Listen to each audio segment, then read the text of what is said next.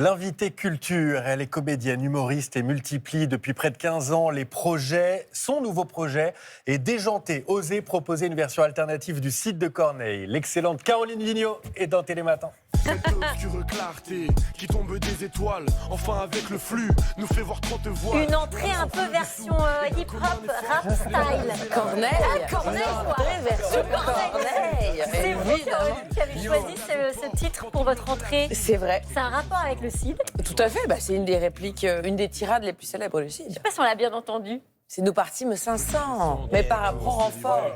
Nous vîmes 3000 en arrivant au port. Et ça, c'est une chanson que l'on retrouve dans le spectacle. Tout à fait. Ouais.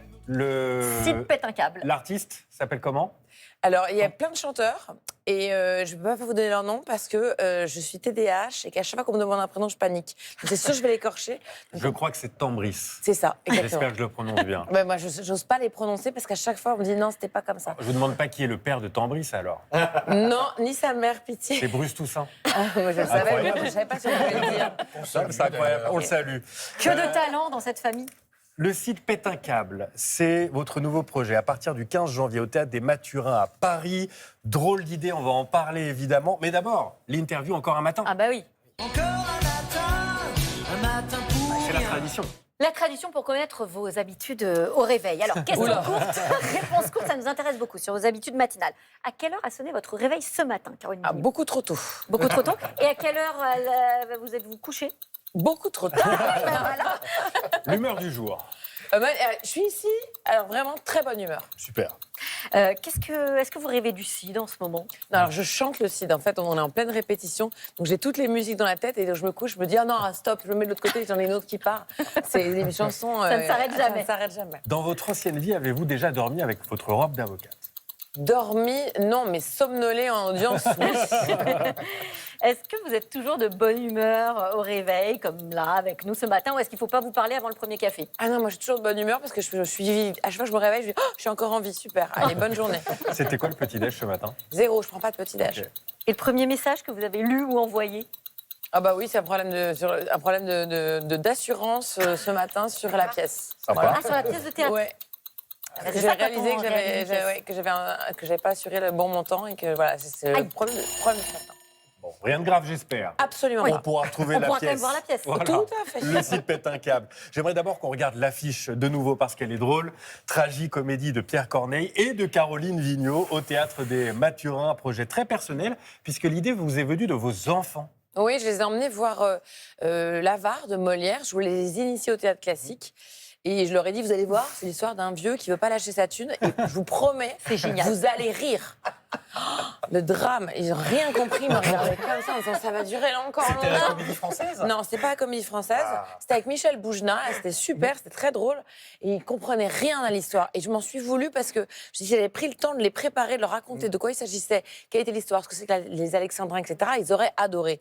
Et c'est comme ça que je me suis dit, en fait, il faudrait que je crée une pièce qui prépare pour les gens qui n'aiment pas forcément le classique, qui comprennent pas, qui s'y ennuient ou qui veulent emmener les enfants pour les initier, les adolescents. Voilà. Et c'est comme ça que j'ai créé cette pièce. Et alors, pour ceux qui n'ont que de vagues souvenirs du site de Corneille, vous avez fait une petite vidéo sur Insta pour nous rafraîchir la mémoire avec l'aide justement de vos enfants.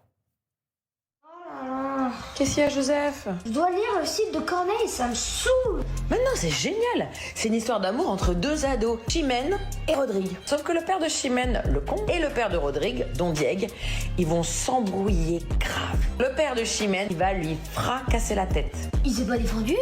Ah, il pouvait pas, il est beaucoup trop vieux. Alors il a demandé à son fils Rodrigue de le venger et de tuer le comte. Quoi? Le père de sa meuf? Ouais, et du coup, Rodrigue doit faire un choix. Soit refuser de le tuer et perdre l'honneur de sa famille, ou le tuer et perdre sa chérie. Et il doit choisir quoi? Ah, bah pour le savoir, tu dois lire le livre. Ou alors, tu peux venir voir la pièce Le Cid pète un câble à partir du 15 janvier au Théâtre des Mathurins. La meilleure bande-annonce qui soit. Génial. Et ben, même mon fils veut voir la pièce pour pas lire le livre. Vous fusionnez finalement l'art classique, la culture urbaine, ça en donne déjà des premières touches. Ça veut dire quoi concrètement? Qu'est-ce qui change? C'est la langue, les costumes, le décor? C'est un mélange des vers de Corneille et des vers de Caroline Vigneault parce que j'ai tout écrit en alexandrin, il faut quand même le savoir. J'ai passé 2 ans de ma vie comme ça à compter pour que ça rentre 6 plus 6. En plus, j'ai mis beaucoup de pédagogie, j'ai rajouté des choses. Par exemple, il y a les morts qui attaquent dans la pièce. Donc moi, à un moment donné, mon personnage Sancho va voir le roi et le roi lui dit les morts attaquent et Sancho le regarde en disant quoi, dans le site de Corneille il y a des zombies? Il dit, non, c'est les morts pas les morts. Et il dit les morts pas les morts. Comment il faut expliquer. Et voilà, ils viennent de Mauritanie, et donc on explique. Donc voilà, je fais plein de choses comme ça pour expliquer ce que c'est aussi. Rodrigue, as-tu du cœur? Il le regarde, il fait bah oui, sinon je meurs. Il fait non, ça veut dire courage à l'époque. Voilà, on explique plein de choses et c'est très drôle. Et ben, il y a quelques tirades emblématiques, mythiques. Qui restent. Évidemment, Rodrigue, as-tu du cœur? Orage au désespoir aux vieillesses ennemies. Ouais. Nous partîmes 500, on en parlait, mais par un prompt point fort, nous nous vîmes 3000 en arrivant au port. Un prompt? Un prompt. Un prompt. Un prompt. Un prompt. Un prompt, ah oui, pardon, oui, un prompt. C'est pour Ouais, ChatGPT. Exactement. Il était Bah, très moi, en avance quand il faisait du prompt. Personne ne le dit, il a tout écrit avec l'IA. Mais vous voulez pas le rajouter dans la pièce, ça? C'est marrant. Mais alors, du coup, ça donne quoi ces tirades-là Elles sont en 2025? intactes, je rassure C'est tous vrai les gens qui veulent les entendre. Elles sont intactes, mais elles sont chantées. Mais vous, au lycée, vous avez été traumatisé par le CID? Au contraire, moi, c'est ma pièce préférée. C'est pour ça que c'est celle-là que j'ai choisie. Ça vous a pris du temps de réécrire l'ensemble de l'œuvre? 2 Mais ans. non, ChatGPT. 2 ans. Ouais, non, moi, je suis pas trop l'IA. Non, 2 ans. En humour, l'IA, c'est pas. Il est pas bon. Hein. Non, pas tant drôle. mieux pour nous. Tant mieux pour nous. Non, 2 ans d'écriture, mais je vous dis, c'est 6 plus 6, donc c'est un alexandrin, c'est 12 pieds, 12 syllabes. Au milieu, une césure à 6. C'est vraiment compliqué d'écrire Et comme ça. toute la pièce est écrite comme ça? Toute la pièce, c'est alexandrin. Avec de la danse, Ouais. avec du chant, on Ouais. l'a entendu. MC Solar est dans le Oh, spectacle. génial. Regardez, écoutez. Tu me fais le 1, 2 et 1, 2. Orage au désespoir, aux vieillesses ennemies. Orage au désespoir, aux vieillesses ennemies. Orage au désespoir, aux vieillesses ennemies. Orage au désespoir, aux vieillesses ennemies. J'adore. Il ne C'est sera pas incroyable. sur scène avec vous. Non, il sera pas sur scène avec nous, sauf peut-être des moments exceptionnels, j'en sais pas. Mais en tout cas, on a sa chanson et les comédiens sur scène dansent sur ses musiques. C'est une super idée. Ah, Et j'adore. le morceau, là, vous avez entendu juste le refrain, mais le morceau. Et super. Entendre Corneille, et Corneille a un flow de bâtard. Mais vous n'allez pas faire vous allez pas faire un album, je sais pas. Mais si, on va en tout cas, j'ai décidé de faire un livret, ce qu'on ne fait plus trop au théâtre, mais j'avais vraiment envie, avec ma version et derrière la version originale du CID et des QR codes qui renvoient aux chansons pour ceux qui, notamment qui Génial. doivent apprendre ces tirades parce que les apprendre en les écoutant, ça prend un quart d'heure, alors que l'apprendre par cœur comme ça, chez soi, c'est très Sans la compliqué. musique, Mais c'est surtout dur. tous les enfants qui vont découvrir la chanson rappée de MC Solar, Ah, du ouais. coup ils vont pouvoir apprendre le site vachement plus Mais simplement. pourquoi vous n'avez pas pris le chanteur Corneille? Ah, c'est vrai que j'aurais pu, ouais. Parce que Corneille. Bah ouais, Chante qui chante Corneille. du Corneille. Parce que, ça aurait du sens. MC Solar, c'est mon Ouais. héros. C'est vrai. Il a quand même écrit une chanson rien que pour moi, Caroline. Et donc, vraiment, Pique j'avais mon cœur. très envie d'avoir MC Solar qui chantait sa chanson. Je comprends. J'imagine que, comme souvent, quand on revisite une œuvre, qu'on la réinterprète, qu'on la réactualise, faut trouver le bon équilibre aussi entre les puristes et puis un code plus jeune, un public plus jeune. Est-ce que ça a été compliqué de trouver le juste milieu? Ça, c'est mon moment préféré dans l'écriture. C'est toujours quand j'écris sur la crête entre justement le classique et le moderne pour que les enfants s'amusent, mais qu'on y retrouve du Corneille. Et j'adore ce moment de l'écriture. C'est un peu comme dans mon spectacle, quand j'ai décidé de faire rire en parlant des agressions sexuelles et du viol que j'ai subi. L'écriture pour pas tomber dans le pathos, pour raconter une histoire qui est vraie et pour aller quand même faire rire les gens avec quelque chose aussi grave. Et c'est ce moment-là que moi, j'adore. Et a priori, j'espère en tout cas, moi, je pense que c'est réussi et j'espère que ça va vous plaire. Ce sont vos enfants, on le disait, qui ont inspiré ce spectacle. Ils en pensent quoi, les gamins? Ils ont participé à l'écriture parce qu'autant vous dire qu'en tant que daronne, je disais, mais quand t'es fatigué, comment tu dis? Oui. Et je dis, tu peux dire ça? Il fait, oh, mais trop pas, gênance, ça se dit pas comme ça. Je fais, ok, j'enlève. Voilà, donc ils ont vraiment. Et c'est mon fils qui a trouvé le titre parce que moi, au début, j'étais là, on pourrait dire le site 2.0, il me fait n'importe quoi. C'est boomer. Ouais, exactement. Boomer. Et c'est lui qui m'a dit, non, c'est le site pète un câble. Je dis, ok, très bien. Ils vont aller voir le spectacle, alors. Ah bah, mon fils fait partie même du casting, puisqu'il joue dans le spectacle, mais on n'entend que sa voix. Et d'ailleurs, il est représenté par une marionnette, parce qu'à un moment donné, les marionnettes sortent, et la marionnette le dit, c'est nul, je suis une marionnette, tout ça, parce que ma mère, elle veut que j'aille à l'école plutôt que venir avec vous jouer au théâtre. C'est vrai que vous jouez une daronne, vous avez commencé à en parler. On peut peut-être regarder justement dans la vraie vie, enfin dans la vraie vie de Instagram, vous jouez une daronne. Regarde. Pourquoi t'es pas encore couché là? Parce que demain j'ai une interro importante. Une interro importante, mais il est 22h. Mais oui, mais j'ai juste de me rappeler. C'est une interro sur quoi? Maths ou histoire. Maths ou histoire? C'est pas possible. Donne-moi ton agenda. Ok, Interro de français. Joseph, viens, faut que je te mette de la crème. s'il te plaît. Non, 2 minutes. Joseph, mets de la crème. Joseph, sérieux, faut mettre de la crème. Juste les bras. Les bras. C'est moi qui décide de rien. Non, je te mets de la crème. Joseph, reviens. Non, mais reviens. Mais à la maison, je suis hyper triste, mes enfants s'en vont. Au revoir, mes amours. Non, arrête. Bisous, bisous. Non, arrête ça. Allez, bisous. Check frère, c'est qu'est-ce que la tête. Check frère, sérieux. Bon, et toi, tu me fais un bisou. Il faut qu'on y aille là. Non, mais un bisou. Bon, on a tous connu ça. On est tous des daronnes, comme disait Thomas Hervé qui regardait ça. On s'identifie. On s'identifie. Alors justement, pour encore mieux vous connaître, parce que forcément vous vous inspirez aussi de ce que vous avez vécu vous-même, eh bien Benoît Lagan est allé fouiller dans vos archives télé pour vous raconter. Oui, j'ai fouillé dans les archives de ma télé pour sortir 3 figures qui ont marqué votre vie. 2 femmes et un homme, vous allez les voir. La copine de l'enfance, Dorothée, la référence Et en humour, Jacques Duhamel, et l'amoureux. Et l'amoureux. George Michael. Alors on va commencer, j'ai vu juste. Ah bah là, ça... Bon, vous ne pouvez pas faire mieux, je pense. Alors on va commencer par Dorothée. Regardez cette photo et regardez, Dorothée tient un journal et vous allez voir, donc, sur son journal, il y a une date précise. C'est le mercredi 27 janvier 1982. C'est un jour particulier, le 27 janvier. Oui. J'ai retrouvé donc l'archive de 27 janvier 1982, le jour de votre anniversaire. Vous avez 7 ans ce jour-là. Alors Dorothée présente Récréa 2 et voici comment elle présente Récréa 2. Regardez.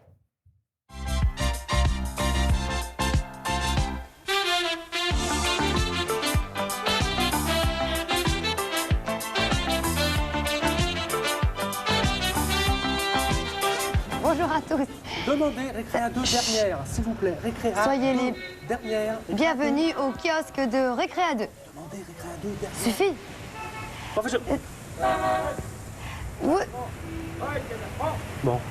Vous allez bien sûr retrouver tous vos rendez-vous et dessins animés préférés. Et vous, vos dessins animés préférés dans Récréa 2 ou Club Dorothée ensuite, c'était quoi?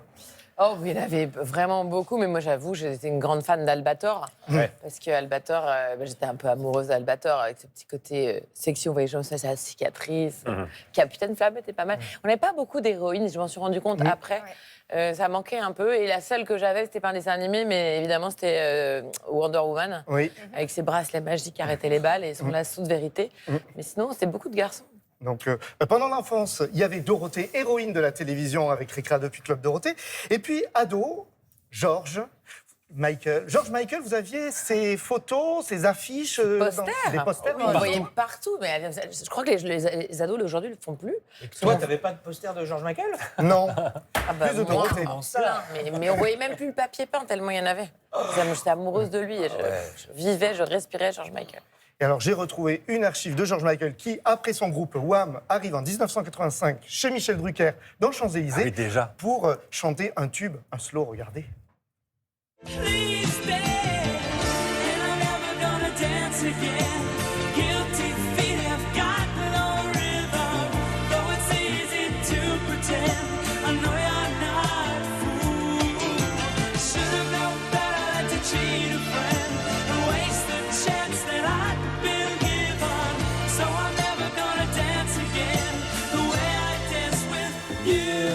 C'est vrai que c'était bien. Et vous connaissez les paroles encore par cœur. Mais je l'écoute encore. Hein. C'est-à-dire que, d'ailleurs, même mes fils se disent « Oh non, pas encore George Michael ». Alors, pour ce qui est de l'humour, Jacqueline Maillan, alors, quand on fouille dans les archives, il y a énormément d'archives autour de Jacqueline Maillan, donc je ne sais pas quoi choisir. Donc, je vous en propose 2, vous allez me dire. Allez. Est-ce que vous préférez voir la recette de la choucroute, extraite de son One Woman Show, ou alors un extrait de Potiche, une pièce où elle a joué le rôle principal? Allez, on va prendre son One en tant que One Woman Girl. La recette de la choucroute, regardez. J'ai une recette personnelle pour la choucroute. Vous avez ce qu'il faut pour noter, vous notez? Vous inscrivez tout. Bien. Alors, afin que ma choucroute soit plus légère, plus digeste, je ne mets pas de charcuterie. Je mets du beefsteak. Du filet, si vous voulez. Le rumsteak, c'est bien aussi. La paupiette, c'est un peu lourd, enfin. Alors là, écoutez-moi bien, et c'est là ma trouvaille, je ne mets pas de chou. Je fais des frites. Une influence quand vous montez sur scène, Jacqueline Vaillant? Moi, c'est l'influence de ma vie. J'étais petite et dans une famille où j'étais trop bruyante, trop. Aujourd'hui, on dit TDAH, on le sait, mais à l'époque, moi, j'étais juste. Casse-couille. Alors, ils disaient pas comme ça, mes parents disaient que je faisais mon intéressante. Voilà. C'est ça. Et grâce à maintenant, j'étais décelée, je sais que je suis TDAH et que donc, tous les défauts, la façon de parler, je la comprends. Mais quand je vois Jacqueline Vaillant pour la première fois à la télévision, je vois une femme qui fait, voilà, là on l'a pas vue parce qu'elle est assise, mais ça, je vois ma famille qui la regarde et qui rit, et je me dis, ah, on a le droit d'être comme ça. Et en fait, j'ai compris que c'était juste que là où j'étais, tout ce qui était des défauts va devenir un jour, mais je ne le sais pas à ce moment-là, des qualités sur scène. Et aujourd'hui, sur scène, je suis très heureuse parce que tout ce qui était des défauts, ce sont des qualités. Et aujourd'hui, c'est vous qui influencez les autres. Vous aimez les surprises, Caroline? Ah bah moi, j'adore ça, les surprises. En voici une pour vous. Coucou Caro, alors je ne serai pas long parce que je suis actuellement sous la neige et que je me caille sa race, mais je voulais faire cette petite vidéo pour rappeler quelque chose que les gens ont tendance à oublier. Si j'ai commencé ma carrière, c'est grâce à toi, puisque quand j'avais 15 ans et que je faisais mon stage de 3e au Palais des Glaces, tu m'as proposé, alors que j'étais stagiaire, de monter sur scène et de faire ta première partie. Et c'est ça qui a été le début d'une aventure incroyable. Je ne te remercierai jamais assez pour ça, tu le sais, que je t'aime de tout mon cœur. Mais j'avais tout de même une question. Pourquoi tu as accepté qu'un gamin de 15 ans, alors que t'as même pas vérifié mes textes, rien du tout, monte sur scène devant ton public? Quelle folie t'a traversé la tête? J'aimerais bien savoir. Et réponds bien, parce que sinon, c'est boule de neige. J'aurais pas dû faire ça, j'ai super froid. Alors Roman Dodwick, cet enfant de 15 ans trop mignon qui vient me proposer de signer, me demander Madame, est-ce que vous accepteriez de signer à la fin de la semaine mon rapport de stage? Et parce que je dois faire tous les postes. Et donc, je dis, mais si tu veux que je signe, tu dois faire tous les postes, il faut que tu fasses le mien aussi. Il me regarde comme ça, je dis donc vendredi, donc on était le lundi, début de stage, ça durait une semaine. Je dis donc vendredi, tu vas faire ma première partie sur ça. Ça a marché? Je lui ai dit, tu vas faire 4 minutes, et tu vas me parler de ta vie au collège. Et donc, il est monté, il y avait ses parents dans la salle. C'est long. Il avait écrit un truc, je sais pas, ça a duré 3 minutes, mais vous savez, j'ai annoncé aux gens en disant, mesdames et messieurs, maintenant sur scène, avant moi, j'ai une première partie, les stagiaires, troisième. Il a eu une standing ovation à l'entrée. Et il est sorti de scène, je me souviens encore, il vient me voir, il me fait « Madame, c'est ça que je veux faire quand je serai grand. » Après la bonne surprise, Caroline, on va vous faire travailler un peu. On n'est pas tous capables de coécrire une pièce en alexandrin avec Pierre Corneille. Exactement. Ça a inspiré Julia, qui a un texte à vous proposer. Oui, alors un texte à trous. En fait, on va retracer votre parcours jusqu'à le site Pète un câble, mais en version express. Le principe, c'est simple, je vais raconter votre vie, mais en oubliant des petits bouts, et c'est vous qui allez compléter, alors sérieusement ou pas, et en parlant à la troisième personne. On démarre, on y va? Très bien. La petite J'adore Caroline parler de moi à la troisième personne, ça va hyper bien. C'est pas facile, vous allez voir. La petite Caroline Vigneault, née à Nantes en Loire-Atlantique, dans une famille qui imagine alors qu'elle va devenir... Avocate. Déjà. Oh oui. C'est vraiment le rêve de mes parents, avocate ou médecin, je dirais. Allez.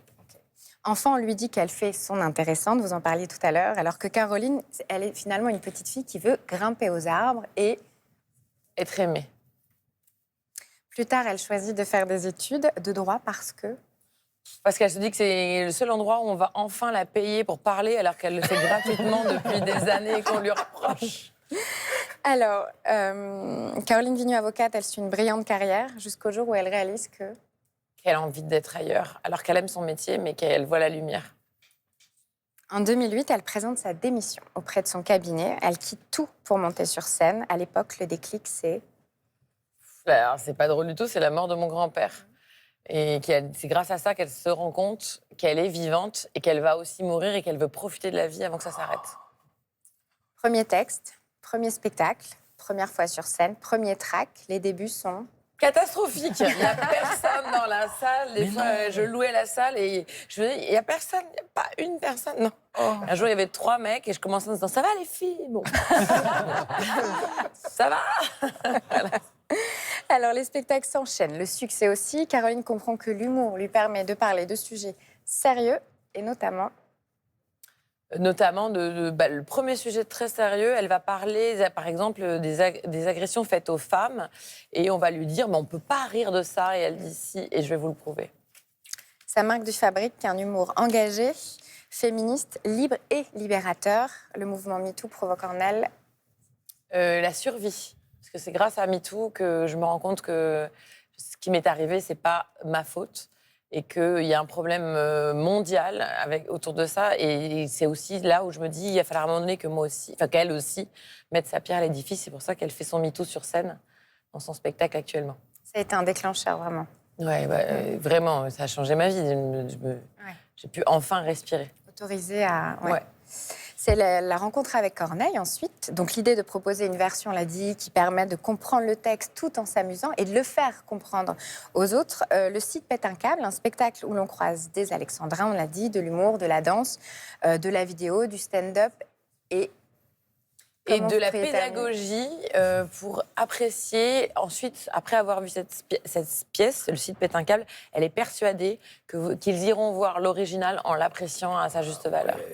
Merci Caroline. Avec plaisir.